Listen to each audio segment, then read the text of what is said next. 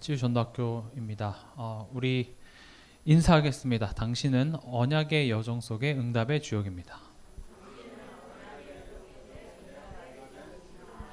이게 자꾸 입에 붙어야 돼요. 다시 한번 옆 사람 보면서 당신은 언약의 여정 속의 응답의 주역입니다. 아멘. 올 한 해도 하나님께서 이 축복의 말씀 우리 삶 속에 성취시켜 줄 줄 믿습니다. 우리가 지금 계속 창세기를 보고 있습니다. 성경의 순서는 창세기, 출애굽기, 레위기 이렇게 되지만 광야길을 가는 이스라엘 백성들한테는 지금 출애굽기를 겪고 창세기를 받고 있는 거죠. 왜 애굽에 종살이를 하는지도 모르고요. 거기서 얼떨결에 피 바른 집에 들어갔다가 거기서 나오게 되고, 그리고 홍해 앞에서 죽는 줄 알았는데 또 홍해가 갈라지고, 또 오늘 아침도 만나를 먹고 불기둥과 구름기둥 속에서 지금 상상하지 못한 그런 여정을 걸어가고 있는 그 상황 속에 하나님께서는 창세기를 통하여서 치유하십니다. 근데 창세기를 열면 이렇게 살아라 저렇게 살아라 그런 어떤 인생의 교훈이 있기보다는요, 하나님이 누구신가에 대한 설명들이 있습니다. 그게 무슨 도움이 되며, 지금 나는 이 여정이 언제 끝나고 언제 좀 편하게 살지를 나는 궁금한데, 지금 내 현실의 이 광야라는 여정이 언제 끝날 것인지에 대해서 하나님이 알려줬으면 좋겠는데, 하나님이 누구신지에 대해서 이제 설명을 하죠. 우리의 신앙생활은 하나님이 누구신지 알아가는 그 여정입니다. 물론 하나님은 창조주 하나님이시고 또 전지전능하시고 또 뭐 하나님에 대한 어떤 형용사를 우리가 붙일 수는 있으나, 하나님을 안다는 것은 하나님의 마음을 아는 것입니다. 하나님의 마음을 우리가 다 알 수는 없습니다. 그러나 하나님의 마음을 우리에게 나타내신 바 된 것이 바로 예수 그리스도죠. 그래서 우리는 그 복음의 내용을 우리가 계속 우리 삶 속에 들려주면서 하나님의 마음을 알아가고 하나님을 알아가는 건데, 그것이 단순히 지식적으로 하나님을 알아가는 차원이 아니라 그게 치유라고 지금 성경은 이야기를 하고 있습니다. 전혀 이 사건과 지금 내 현실과 맞지 않는 것 같은데 하나님의 마음, 복음을 내 영혼에, 내 마음에 자꾸 들려주는데 그게 나를 치유하더라는 것이죠. 그래서 지금 오늘 창세기 6장 방주입니다. 너무나도 잘 아는 내용이죠. 오늘 읽었던 본문 8절에 보면 그러나 노아는 여호와께 은혜를 입었더라 되어 있습니다. 그러나 은혜입니다. 우리가 지난 한 해 동안 그리스도 예수 안에 있는 은혜 가운데서 강하라 이 주제를 가지고 은혜에 대해서 굉장히 풍성한 한 해였습니다. 그게 작년에만 그렇게 되는 것이 아니라 사실은 우리가 이 은혜 가운데 있어야 하고, 우리가 받은 그 은혜의 내용에서 얻어지는 힘을 가지고 우리가 세상에 나가고 문제와 어려움과 사건 속에서 우리가 승리할 수 있는 것이죠. 여기서 그러나 노아는 은혜를 입었더라라는 말은 무슨 말을 의미하냐면, 원인이 하나님이라는 것입니다. 글씨가 잘 보이나요? 많이 작죠? 제가 다시 크게 쓰도록 하겠습니다.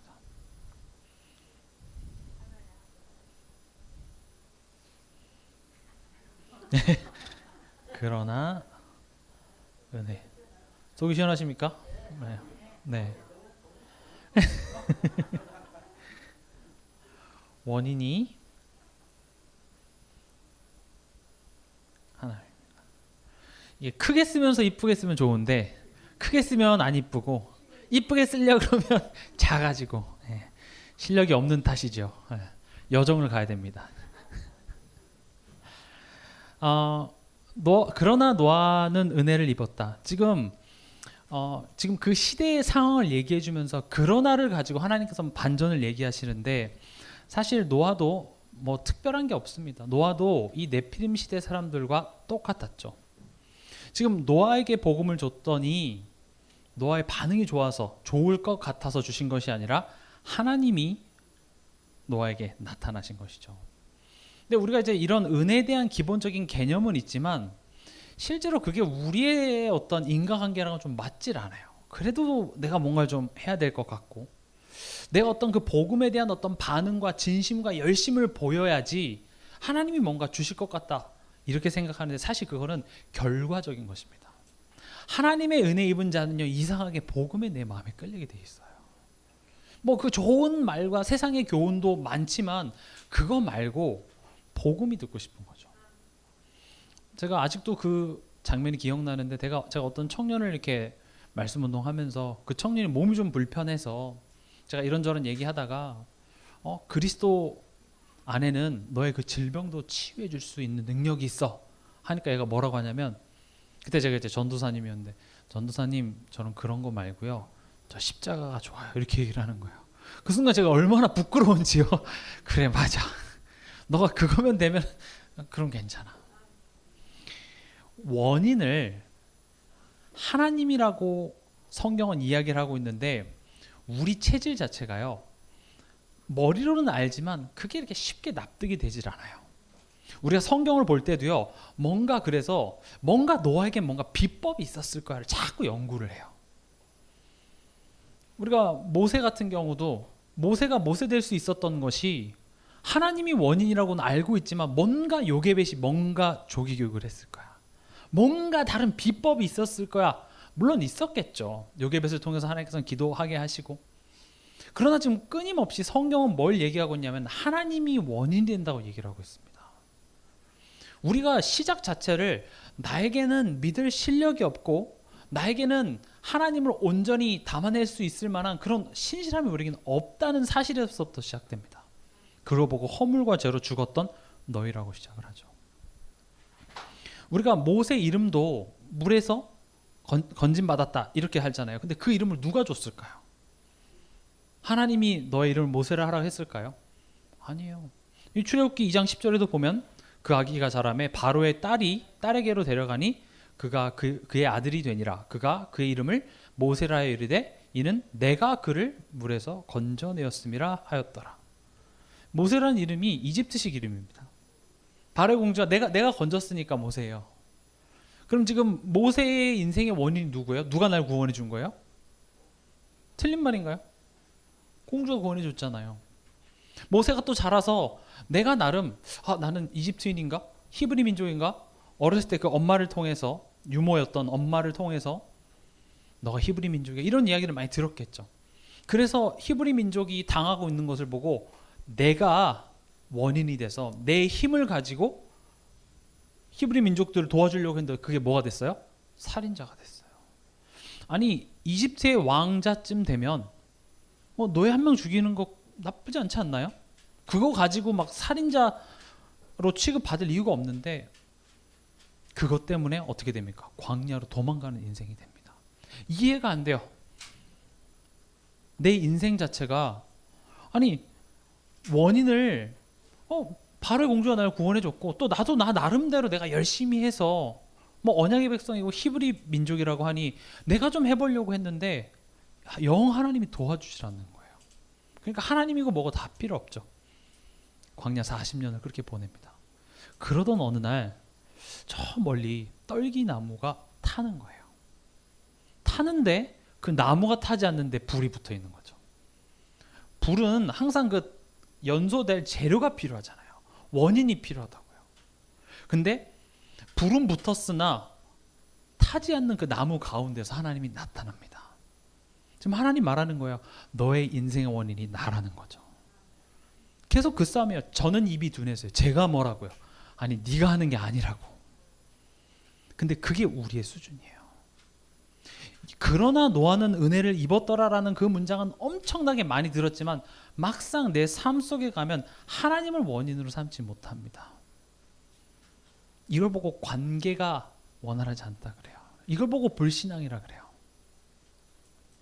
그래도 내가 한 게 있는데 내가 그래도 뭐라도 해야지. 하나님이 원인이 될 수 있다고 생각하질 않죠. 그래서 요즘에는 아예 하나님을 기대도 하지 않습니다. 우리가 새해가 되면 올 한 해는 하나님이 어떤 축복과 응답을 주실까에 대한 기대가 예전에는 있었는데 이제는 그냥 무사무탈이나 하게 해주세요. 별일이나 없게 해주세요 하면서 별로 기대 자체를 안 해요. 하나님께서는 지금 오늘 이 본문을 통하여서 그러나 은혜라고 얘기합니다.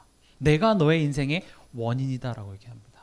여러분들이 지금 이 자리에 와 있고 내가 하나님 자녀 됐고 그 수많은 교회들 중에서도 이렇게 복음 앞에 내가 앉을 수 있었던 것은 하나님이 거기에 원인이 되셨다라는 거예요. 그 내용이 거기서 끝나는 게 아니라 그 하나님이 원인이 되신 그 하나님의 은혜가 지금 여러분들의 인생과 함께하며 여러분들의 인생의 완성까지 하나님께서 성취하시겠다는 그런 놀라운 선포의 내용이에요. 그런데 우리의 현실에 주어진 여러 가지 상황들이 우리에겐 굉장한 도전으로 옵니다. 그 문제가 힘들어서가 아니라 이 상황 속에서 하나님이 뭔가 하실 거라는 것 자체가 믿을 수가 없어요. 우리가 이번 주 강단 말씀 때도 그 중간에 창세기 15장을 봤죠.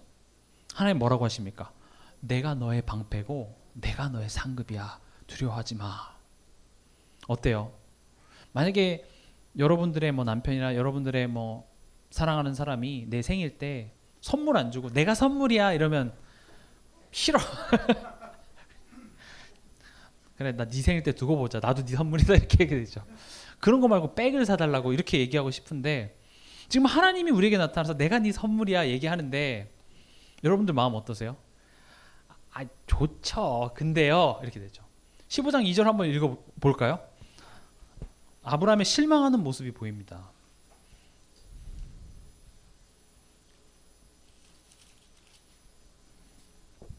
1절 2절 읽어보겠습니다. 이후에 여호와의 말씀이 환상 중에 아브라함에게 임하여 이르시되 아브라함아 두려워하지 말라 나는 내 방패요 너의 지극히 큰 상급이니라. 그러니까 아브라함이 뭐라 그러죠? 아브라함이 이르되 주 여호와여 무엇을 내게 주시려 하나이까 나는 자식이 없사오니 나의 상속자는 이 다메섹 사람 엘리에셀이니이다.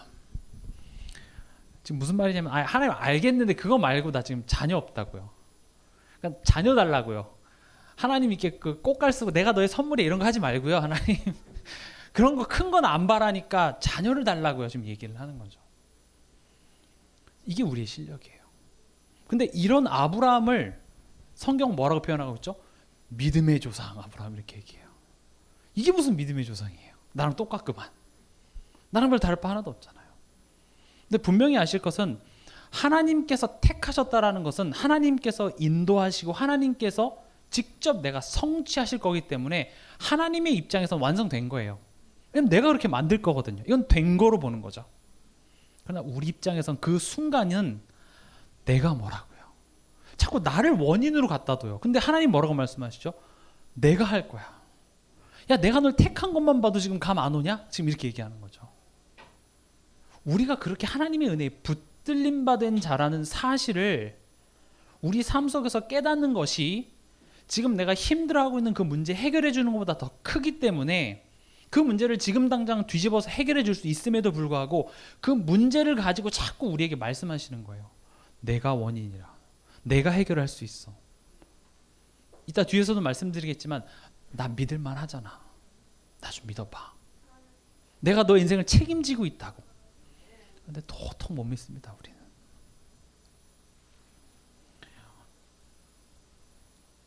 다시 창세기 6장으로 와서요.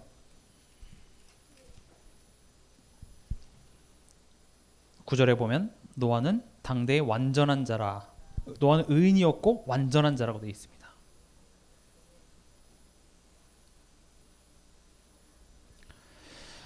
많은 사람들이 노아가 의인이었기 때문에 은혜를 받았고 노아가 완전했기 때문에 이 정도로 축복을 받았다 또 이렇게 돌아가요. 근데 성경은 은혜를 입었고 그 은혜로 말미암아 의롭다함을 받은 것이죠. 방주 사건 지난 다음에 노아는요 또 포도주 마시고 벌거벗고 그런 실수들을 합니다. 완전하지 못한 모습을 보이나 앞서 설명드렸던 것처럼 하나님이 노아를 택하고 하나님이 완성하실 거기 때문에 성경은 뭐라고 하고 있습니까? 의인이다. 완전하다. 여러분들 삶 속에 난 전도 한 명도 못하는데 하나님은 여러분들 뭐라고 얘기하시면 전도자다 이렇게 말해요. 왜냐? 하나님이 그런 그릇으로 택했고 내가 그렇게 만들어가며 내가 그렇게 완성시킬 거기 때문에 하나님은 우리 보고 전도자다고 얘기를 하고 있어요. 근데 그거를 빨리 만들어줄 수도 있는데 그 과정 속에서 그 일을 행하시는 여호와, 그를 성취하시는 여호와를 우리가 신뢰하지 못하기 때문에 그 관계를 회복하고자 하는 것이죠.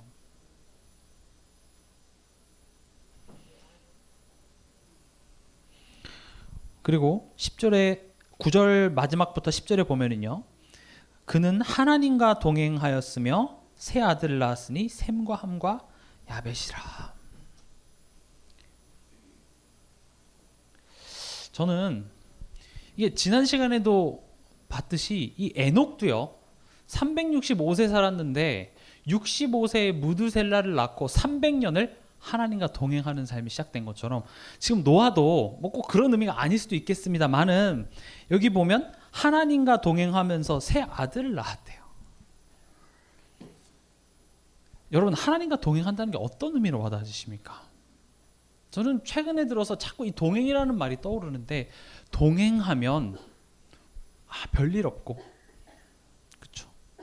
내가 하는 것마다 다 잘 되고, 내가 로또를 샀는데 당첨이 되고, 내 자녀가 시험을 보면 무조건 다 잘 보고, 내 바람, 내 소원대로 다 이루어지는 어떤 그런 그림을 꿈꾸니까 하나님이 여러분들과 함께 하십니다. 여러분들과 동행하십니다. 이런 이야기를 들으면은 처음엔 좋다가도 뭐 이런 동행이 다 있어 하면서 실망하게 됐습니다. 동행이라는 것은 그 과정을 지금 함께 간다라는 거거든요. 나를 치유하고 나를 회복하는 그 과정. 무엇을 치유하죠? 내 병을 치유하나요? 물론 그것도 따라오는 응답이겠으나 하나님이 진짜 치유하시고자 하는 것은 하나님과 여러분들과의 관계입니다. 또 여기서 관계라고 하면 얼마나 내가 많이 기도하고 얼마나 내가 열심히 교회 나가는지에 대한 나의 노력이 아니라 정말 하나님을 신뢰하냐가 포인트입니다. 정말 하나님을 내가 믿고 있느냐. 근데 그 진짜 나의 실력이 언제 드러나냐면 문제 앞에서요. 정말 내가 하나님을 믿고 있다면 우리 삶 속에 두려움, 슬픔, 걱정 없어야 되지만 여전히 많죠. 하나님께서는 그런 우리의 모습을 아시고 그런 우리를 택하셔서 우리를 완성할 때까지 그 과정을 함께 동행하시겠다고 얘기를 합니다. 오늘 예수 영접해서 내일 바로 바꿔줄게 이렇게 얘기하는 것이 아니라 너의 근본이 이미 바뀌어졌지만 그러지 못한 실력으로 이 세상 속에 지금 사단에게 속아가며 살아가고 있으니 내가 그 과정, 그 실력을 갖추는 여정을 내가 함께 해서 내가 답을 주기보다는 그 문제 앞에서 답을 쓸 수 있는 실력을 갖출 때까지 나는 절대 포기하지 않겠다라고 하나님은 선포하시는데, 여기도 아이러니하게도 동행하면서 누굴 낳습니까? 자녀들을 낳습니다. 자녀들이 그런 역할들을 해요. 때론 자녀들이 나를 절대 제자를 만들기도 합니다. 너무 속을 썩여가지고요. 얘 때문에 내가 기도를 안 하면 버틸 수가 없어요. 나를 기도의 사람으로 누가 만들어요? 내 자녀가 만들기도 하고요. 내 속 썩은 남편이 만들기도 하고요. 그게 세상 사람들이 봤을 땐 문제고 고통이고 저거 지 아빠 닮아서 저렇다 이렇게 얘기하는 내용이 되지만 하나님 자녀인 우리에게는 하나님이 지금 동행하시는 거예요. 하나님이 함께 하심으로 형통한 자가 되어 이렇게 하나님 얘기하고 있어요. 여러분들 형통한 자 맞습니까? 맞습니까? 아닌데요. 지금 내 상황 형통하지 않은데요. 저는 요셉한테 찾아가서 형통한 자 맞습니까? 뭐 이딴 형통이 다 있어요. 지금 노예인데. 밭에 축복 줘봤자 보디발만 좋지 뭐 내가 뭐가 좋아요? 내 호주머니 뭐 들어와요? 결국 노예라는 것 자체가 자기 소유가 있을 수 있을까요? 아니요. 내가 돈을 많이 벌면 누구 좋아요? 보디발만 좋죠. 그런 형통이 어디 있어요? 감옥 가서 간수가 요셉한테 모든 일을 맡겼다? 나한테 다 짬 때린 거 아니에요? 지 놀고 나만 일 다 하고. 말이야 뭐 좋지. 나는 다른 애들은 그냥 감옥에서 주는 밥 먹고 있는데 나는 일하잖아요 또. 그렇다고 해서 뭐 내가 출소할 날이 앞당겨지나요? 그런 것도 아니에요. 뭐가 형통이에요? 요셉한테 가서 형통해? 아니. 성경은 형통하다고 하는데? 에?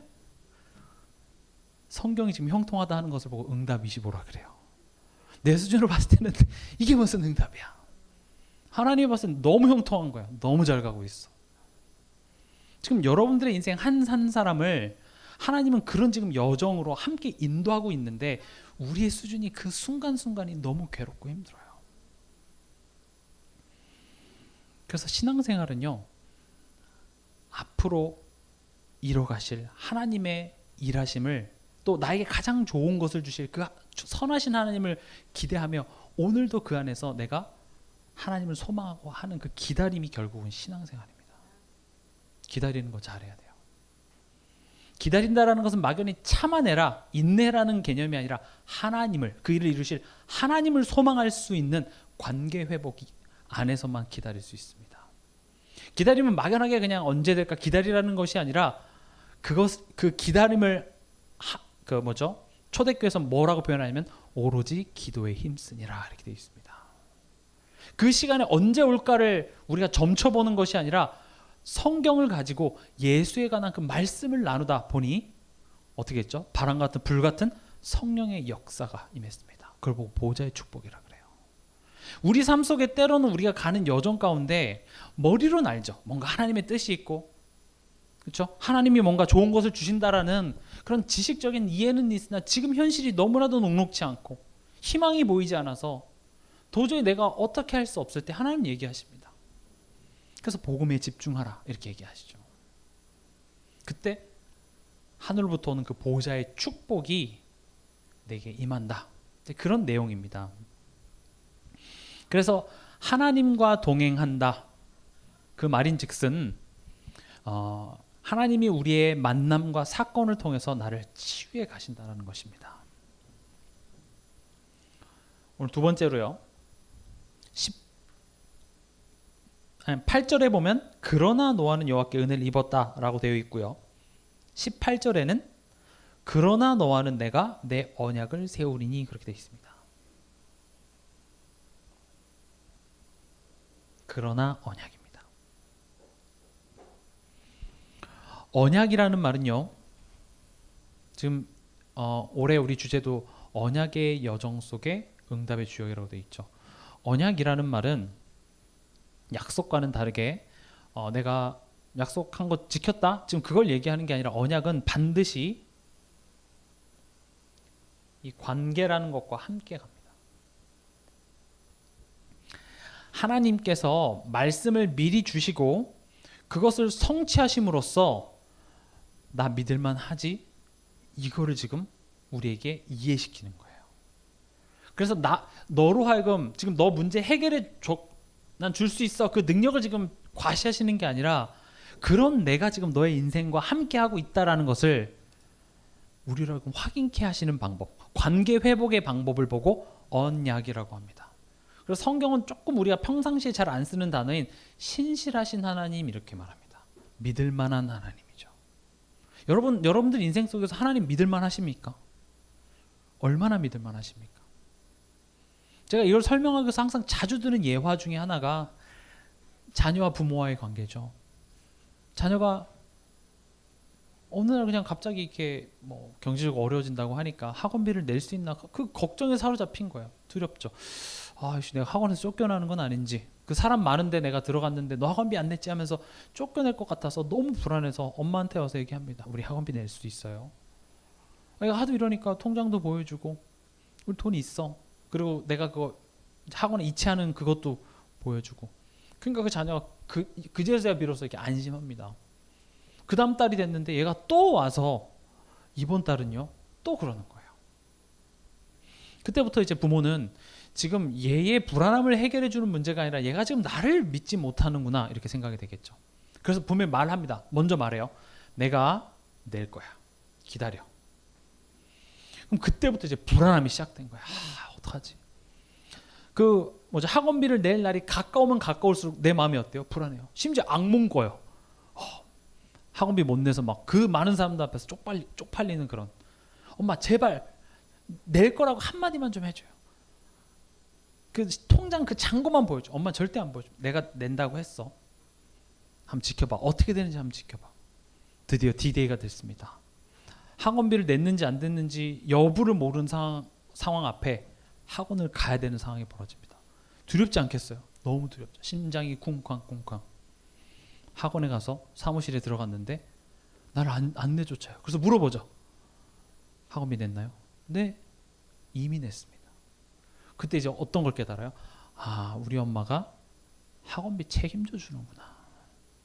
근데요, 엄마는요 학원비뿐만 아니라 너를 위해 죽을 준비도 돼 있어. 너가 불치병에 걸려서 뭐 장기가 필요하다? 그럼 내가 죽는 한이 있더라도 나는 내줄 그런 준비가 돼 있어.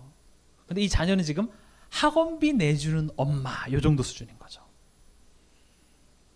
우리 삶 속에 하나님의 사랑하심과 하나님의 그 은혜가 너무나도 큰데 그게 우리에겐 그렇게 큰 힘으로 와닿지가 않는 거예요. 아브라함에게 나타나서 내가 너의 방패고 내가 너의 상급이야. 하나님 그거 말고요. 지금 내 자녀가 없다고요.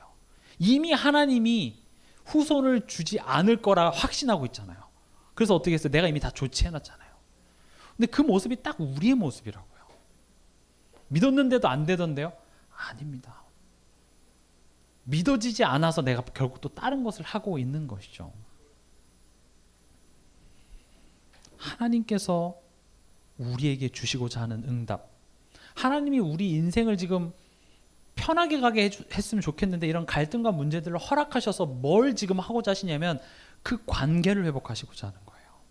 올 한 해는 이 하나님과의 관계 회복에 대해서 굉장히 많이 강조할 것이며 그 관계 회복을 이루시는 여정이 있고 그 여정 속에서 우리 보고 하라는 것이 아니라 하나님의 거신 예수 그리스도 성령의 인도하심으로 우리를 완성해 나가시는 그 응답의 주역이 바로 나다.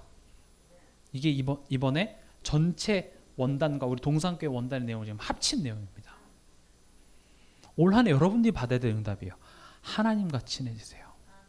하나님을 신뢰하세요. 하나님께 정말 맡길 수 있는 하나님 그 믿음의 실력 지금 하나님 나와 함께 하셔서 그 여정을 지금 함께 하고 계시죠? 잘 가겠습니다. 그게 우리가 받아야 될 응답인 것입니다. 하나님께서는 노아에게 뭐라고 말씀하시냐면 너를 위하여 방주를 지으랍니다. 다시 말하면 나를 위한 방주가 되겠죠. 노아를 용사가 되게 좀 더 좋지 않을까요? 지금 이 네피림 시대 때 용사가 있었고 명성 있는 자들이 있었는데 그런 시대에 산에다 방주를 지어서 뭘 어떻게 하려고요? 차라리 노아에게 뭔가 힘을 주고 기능을 주고 이 세상에 굉장한 영향력을 끼칠 수 있는 0.1%의 사람으로 만들어주면 훨씬 뭔가 그 사람을 갖고 일하기 쉽지 않을까요? 근데 하나님 뭐라고 했어요? 방주를 지으래요. 그것도 전 세계를 위한 게 아니라 너를 위한 방주랍니다. 하나님은 이 방주를 통하여서 세상을 구원하기 이전에 노아와 하나님과의 관계 회복을 위한 방주를 지으라고 합니다. 우리가 잘 아는 것처럼 방주가 의미하는 것은 뭐죠? 예수 그리스도입니다. 모두가 다 죄로 인하여서 죽어야만 하는 상황 속에 죽지 않을 수 있는 그 구원의 비밀인 방주. 우리 삶 속에 하나님께서 관계를 회복하시는 방법이 내가 원하는 것, 지금 현실적으로 이런 응답과 이런 축복을 주면 내가 하나님 잘 믿을 것 같지만 하나님은 그런 방법을 쓰지 않고 복음에 집중하라고 얘기를 하는 거예요. 너가 받은 그 은혜의 내용을 생각하라고 얘기를 합니다. 그게 방주를 지으라는 거예요. 근데 세상이 볼 땐 너무 어리석죠. 우리도 뭐 때로는 지금 내 상황이 이런데 지금 여기 와서 이거 뭐 맨날 그 똑같은 복음 얘기 듣는다고 뭐 달라지는 게 있겠어 싶죠. 근데 그게 하나님과 우리의 관계를 회복하는 방법이라는 사실을 절대 잊지 않으시기 바랍니다. 또 이 방주를 하루아침에 지은 것이 아니라 그 여정이 있었습니다. 이 신학자들 사이에서 그 방주 짓는데 얼마나 걸렸다라는 그 의견에 대해서는 좀 여러 가지 의견이 있어서 몇 년이 걸렸다 그걸 제가 뭐 얘기할 수는 없지만 분명한 것은 오래 걸렸다는 거예요.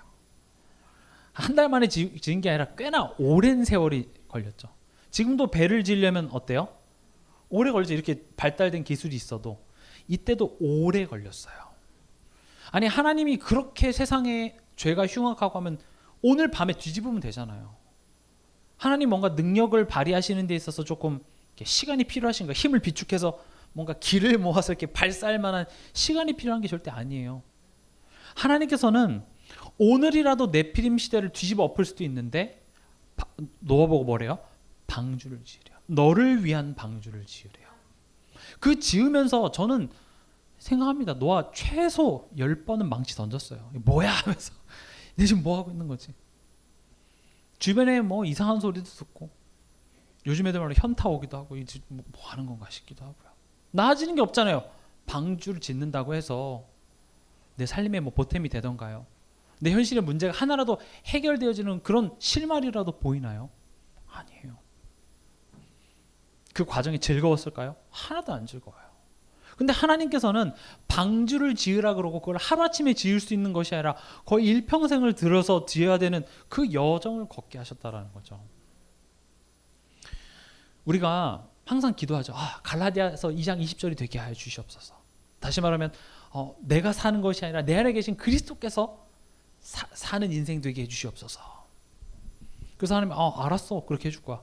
그리고 여러분들의 자존심을 무너뜨릴 일들을 허락하세요. 내 뜻대로 상황이 되질 않아요. 그럼 여러분 뭐예요? 아니 잠깐만요. 이거 말고요. 나 이거 원하지 않았어요. 아니 네가 기도한 게 이건데 얘기하죠. 그 여정이 있다라는 걸 잘 몰라요.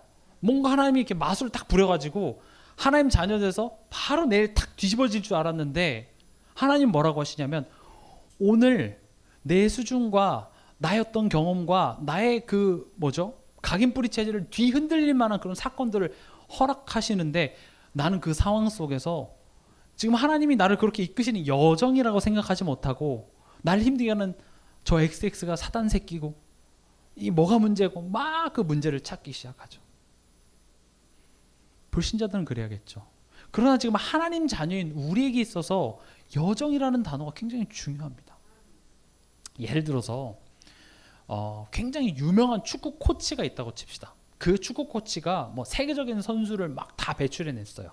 딱 한 번만 봐도 얘가 재능이 있고 얘 되겠다.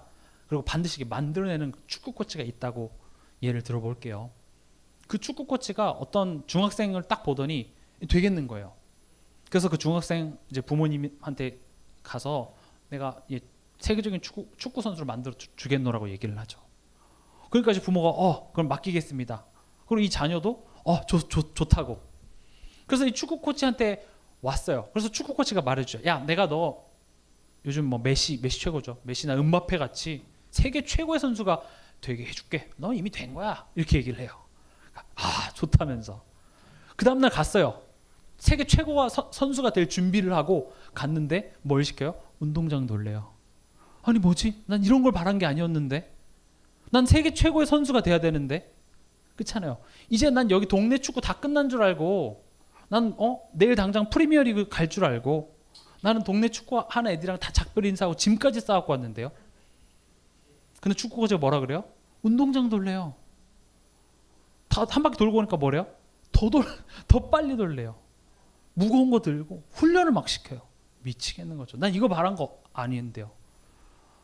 나는 최고의 축구 선수가 되게 해달라 그랬지. 저는 이런 힘든 거 싫어요. 안 갈라 그래. 도망갑니다.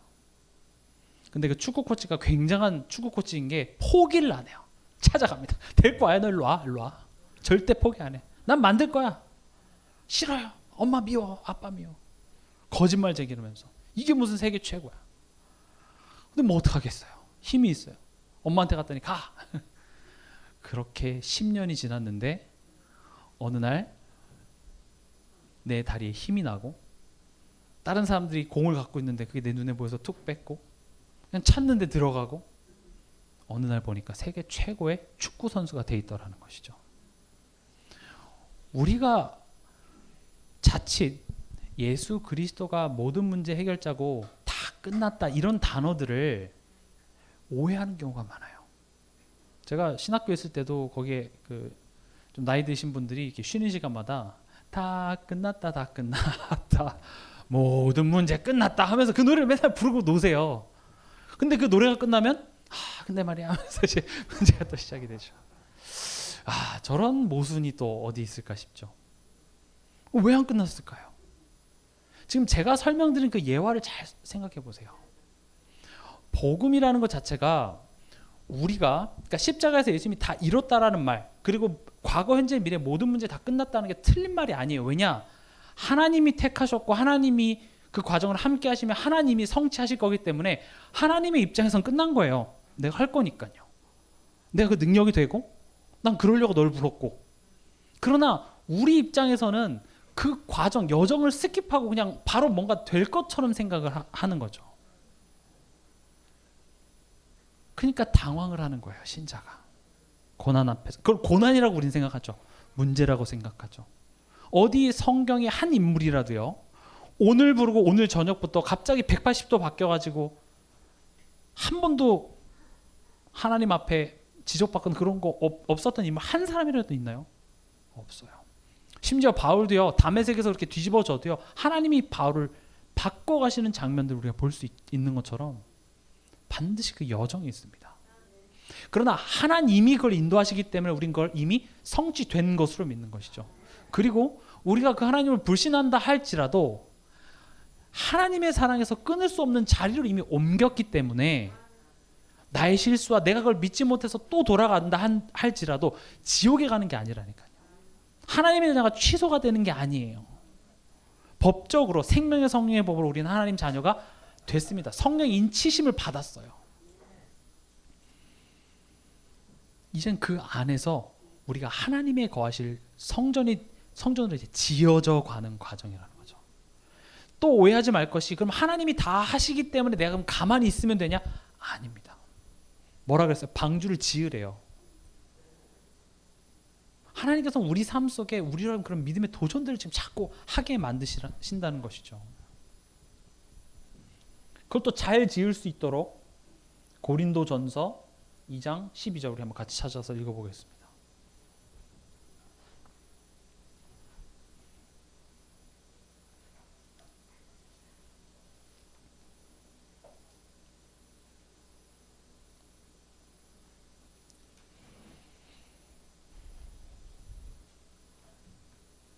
같이 읽겠습니다. 우리가 세상의 영을 받지 아니하고 오직 하나님으로부터 온 영을 받았으니 이는 우리로 하여금 하나님께서 우리에게 은혜로 주신 것들을 알게 하려 하심이라. 이 말이 어려운 말이 아니라 언약이 뭐라 그랬죠? 하나님과의 관계를 회복하는 하나님의 방법이 언약이에요. 미리 말씀을 주고 그 말씀을 성취하시면서 내가 믿을 만하다, 관계를 회복하는 하나님의 방법인데, 그게 하루아침에 이루어지는 것이 아니라 우리의 삶 속의 여정을 통해서 이뤄가시는데, 그걸 잘할 수 있도록 성령께서 알려주겠다는 거예요. 우리 힘으로 하는 것이 아니라 하나님의 것으로 하는 거예요. 그게 누구예요? 예수 그리스도예요. 나로 말미암지 않고는 아버지께로 올 자가 없느니라. 이 구절은요, 불신자가 처음 예수님 영접할 때만 쓰는 것이 아니라 매일매일 삶 속에, 이 현실 속에 내가 하나님을 바라볼 수 없고 하나님을 의지할 수 없는 나의 연약함 속에 예수 그리스도를 말미암지 않고는 내가 하나님을 바라봐야 되고 하나님을 의지하고, 그런 요구들은 추상적인 것밖에 되지가 않아요. 실제화되지 않는다고요. 예수 그리스도 없으면요, 뭐 하나님 사랑해야 됩니다, 하나님만 바라봐야 됩니다, 이거 나에게 아무런 의미가 되지가 않아요. 예수 그리스도를 통과해야지만 그것이 나의 것이 됩니다. 왜냐? 예수 그리스도로 말미암지 않고는 절대 아버지께 갈 수가 없습니다. 우리에겐 그런 실력이 없어요. 사단은 어떻게든지 그것만 못하도록 막을 텐데요, 우리의 죄성이 어떻게든지 하나님만 믿지 못하도록 자꾸 돌아가는데요. 그래서 우리가 예수 그리스도의 그 십자가의 보혈의 능력을 의지하는 것입니다. 죽음을 통하여 죽음의 권세 잡은 자 마귀를 멸하신 그 그리스도, 죄의 종노릇하는 우리를 놓아주신 그 십자가의 능력 앞에 우린 또 붙잡는 거예요. 그걸 붙잡는다고 해서 갑자기 축구 실력이 확 늘어난다든지, 그걸 붙잡는다고 해서 갑자기 남편의 눈깔이 갑자기 선하게 변한다든지, 그런 일이 안 벌어질 수도 있어요. 괜찮아요. 방주를 짓는 겁니다. 나를 위한 방주예요. 가끔씩 망치 집어 던져도 괜찮아요. 망치 집어 던진다고 해서 하나님이 쟤 안 되겠다, 옆집에서 자, 그러지 않습니다. 하나님의 사랑받기 위해서 우린 노력하는 존재가 아니에요. 이미 사랑 안에 들어와 있습니다. 여러분의 자녀가 혹시라도 엄마가 나를 버릴까 싶어서 아침마다 일찍 일어나서 빨래하고 청소하고 밥을 해서 엄마 나 사랑하는 거 맞지? 이렇게 확인받는다면 그것만큼 이상한 게 어디 있겠어요. 너 이 새끼 왜 아직도 안 일어나고 빨리 일어나. 아 몰라, 용돈 줘. 어제 줬잖아. 아 몰라, 용돈 줘. 그걸 보고 믿음이라고 합니다. 그게 믿음이에요. 왜 우리는 하나님한테 그렇게 물론 하나님이니까. 그러나 하나님이 지금 내가 하나님 아빠 해달라 그랬어요. 하나님이 내가 너의 아빠고 넌 나의 자녀로 삼아 주셨잖아요. 그럼 아빠같이 좀 대하라는 거죠. 뭐 여러분들 어떤 가정 환경에서 자랐는지 모르겠지만 엄격한 아빠 이렇게 생각하지 마시고요. 지금 하나님은 우리에 대해서 오래 참으시고 끝까지 기다리시고 그런 하나님이십니다. 이 시간을 우리는 기다리는 것입니다. 기다림이라는 것은 인내가 아니라 단순한 고진감래 얘기가 아닙니다. 오래 참을수록 나중에 더 큰 응답이 온다가 아니라 하나님이 하실 일을 기대하는 것입니다. 하나님을 신뢰하는 실력을 하는 것이죠. 베드로가요 3년 동안 예수님 따라다니면서 지식적으로 다 배웠어요. 근데 막상 예수님이 로마 병정들에게 끌려가시고 현실의 두려움이 딱 닥쳐왔을 때 베드로 어떻게 했습니까? 예수님의 수제자였어요. 여러분 혹시 예수님과 동시대에 태어나서 예수님이 기적 일으키신 거 한 번 보면 여러분들 난 믿음 진짜 좋아질 것 같은데 이렇게 생각하지 않습니까? 근데 저는 예수님과 동시대에 태어나지 않은 게 참 너무 감사해요. 제가 혹시 막 예수님 나 잠깐 화장실 갔다 올게요. 예수님 화장실을? 예수님 밥 먹고 꼭 들어마시면 막 너무 못 믿었을 것 같은데 제 믿음의 수준을 아시고 이렇게 말로만 포장해서 이렇게 왜냐하면 예수님도 완전한 인간이셨기 때문에 충분히 그러셨겠죠. 그러나 그런 예수님이 병자를 일으키고 파도를 꾸짖으니까 파도가 잠잠하고 죽은 지 지금 4일이나 된 사람들을 살려내는 그런 장면을 보면 와 대단하다, 내 믿음 영원히 변치 않으리 할 것 같은데 어때요? 현실 앞에 딱 가니까 다 드러납니다. 그게 베드로의 실력이었어요. 심지어 예수님이 부활하셔서 승천하는 그 와중에도 이스라엘 회복하심이 이때니까. 근데 뭐라고 하십니까? 기다리랴. 약속하신 것을 기다리라. 그래서 어떻게 합니까? 마가다락방에서 오로지 기도에 힘쓰고 그리고 뭐 합니까? 복음의 말씀을 서로 나눕니다. 그때 어떤 일이 벌어지죠? 성령이 임재하시고 또 우리에게 적용하면 보호자의 축복이, 성령의 역사가 우리에게 임하는 것입니다. 이게 우리가 짓는 방주입니다. 지금 방주 지으라고 해서 뭐 배를 만들라는 것이 아니라 지금 내 상황을 하나님이 모르시는 바가 아니고 뭐가 문제인지 뭐가 힘든지 알아요. 근데 하나님은 그 상황 속에 내게 어떤 용사가 될 수 있는 실력 또는 나에게 명성을 주신 것이 아니라 지금 이 상황과는 전혀 맞지 않는 것만 같은 방주를 지으라고 얘기를 하면서 그게 너를 위한 거라고 얘기를 하시죠. 결국 하나님께서는 하나님과의 관계를 회복하는 방법으로 나보고 방주를 지으래요. 그 방주 짓는 과정이 막 너무 쉽고 뭐 한 번 툭 했는데 뭐 탁 차자작 막 다 박히고 그렇지 않았다니까요. 엄지손가락도 막 찍히면 막 욕도 하고 막 이랬겠죠. 근데 그런 과정들을 통하여서 노아가 하나님과의 그 관계가 자꾸 회복되어지고 갈라디아서 2장 20절 나의 수준, 나의 각인뿌리 체질 이런 것들이 정말로 죽어지고 그리스도가 주인된 삶으로 이미 내가 근본은 그렇게 바뀌었으나 그것을 누리지 못하고 그게 나타나지 않는 그 열매가 나타나지 않는 삶인데 이 방주를 통해서 나를 바꿔 가시더라는 거죠. 그럼 우리는 어떻게 해야 되겠냐는 거예요. 지금 내 현실 속에 방주를 지으라. 뭐 교회 와서 복음도 듣고 뭐 예배 시간에 와 있는데 이게 뭘 어떻게 하겠냐라는 그런 불신앙 앞에 얘기합니다. 오로지 기도에 힘쓰니라. 하나님이 지금 우리에게 주시고자 하는 것은 하나님과의 관계 회복입니다. 근데요,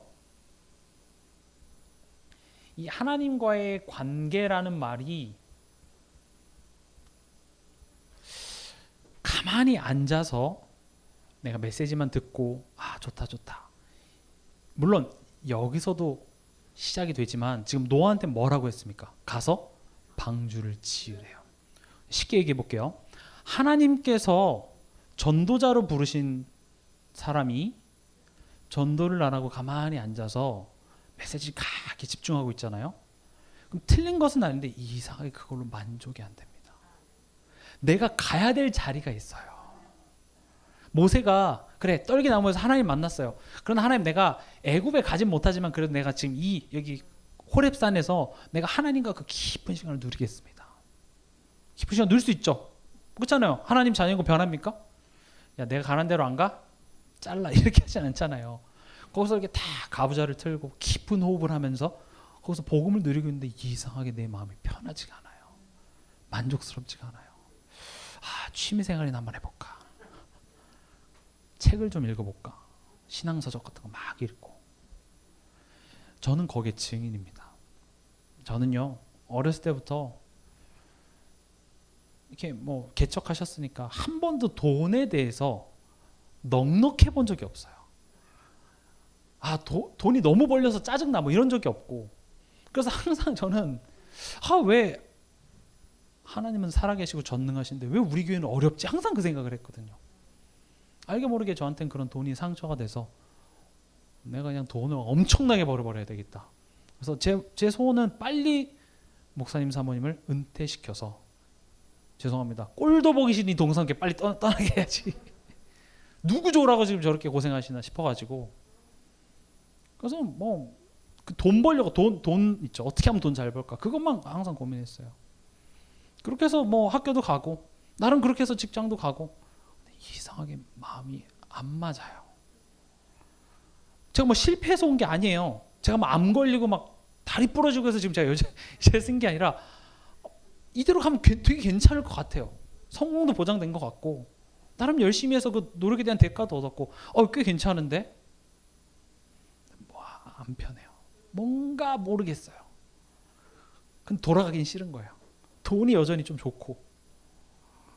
근데 이제 목사님에게 속아서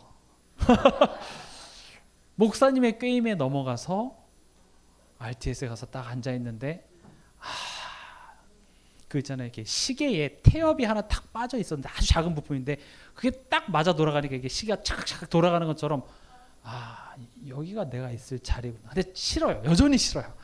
난 그래도 근데 제가 있을 자리에 딱 가 있으니까 맞는 거예요.